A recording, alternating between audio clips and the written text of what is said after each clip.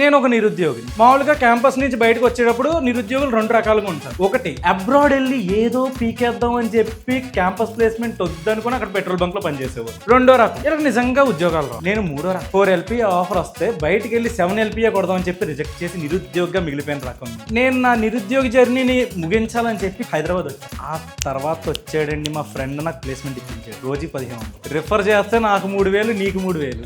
Yes, నేను ఒక ఉద్యోగిని అయ్యాను. ఆమె ర్యాపిడో డ్రైవర్. ఇదంతా చూస్తూ మా డాడీ నాకు ఒక నెంబర్ ఇచ్చి ఫోన్ కాల్ చేయించారు మా డాడీ. అదేంటి, స్వచ్ఛమైన బ్యాక్ డోర్ జాబ్. 2 లక్షలు కొడితే 3 నెలల ఆఫర్ లెటర్ ఉంటుంది. నేను TCS లో ఉంటాను. ఫస్ట్ థింగ్ ఏంటంటే, మా డాడీకి తెలియని విషయం ఏంటంటే TCS లో బ్యాక్ డోర్ ఉండదంట. ఆ పెద్ద మనిషి చెప్పాడు నాకు. వెళ్ళి చూస్తే వాళ్ళ ఆఫీస్ క్యాబిన్ మా బాత్రూమ్ కన్నా కింద ఉంది. అందులో ఒకే ఒక ఎంప్లాయీ ఉంది, ఒక్క ల్యాప్టాప్ పట్టుకుని ఉంది అంతే. నా రెజ్యూమ్ ఉంది అక్కడ. నా రెజ్యూమ్ తర్వాత కూడా కింద ఇంకో 4-5 రెజ్యూమ్లు ఉన్నాయి. అంతమంది గొర్రెలా. 2 months ట్రైనింగ్, ఒక ల్యాప్టాప్ ఇస్తాం మీకు, వర్క్ ఫ్రమ్ హోమ్. వాళ్ళు వర్క్ ఫ్రమ్ ఆఫీస్ ఇచ్చినా సరే మా HR ఇక్కడ కుర్చీలో కూర్చుంటే మేము అలాగా కింద కూర్చోవాలి.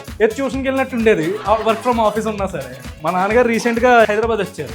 ఏం చేస్తాం అంటే, ఇలాగా చాలా కాంపిటీషన్ ఉంది, మనకి ప్రైవేట్ జాబ్స్ అసలు వర్కౌట్ అయ్యేలా లేదు, కాబట్టి నువ్వేం చేస్తావంటే 2027 కాకినాడ కలెక్టర్ కింద ఊరొచ్చి 12th ఫెయిల్ సినిమా చూసి అంతవరకు అసలు UPSC అని ఒకటి ఎగ్జిస్టింగ్ అని కూడా నాకు తెలియదు. నాన్ ఐటీలో ఫస్ట్ రౌండ్కే దింగరం, మా కంపెనీకి పనికిరావు అంటున్నారు. అలాంటిది మీరు IAS అవుతానని ఎలా అనుకున్నారు?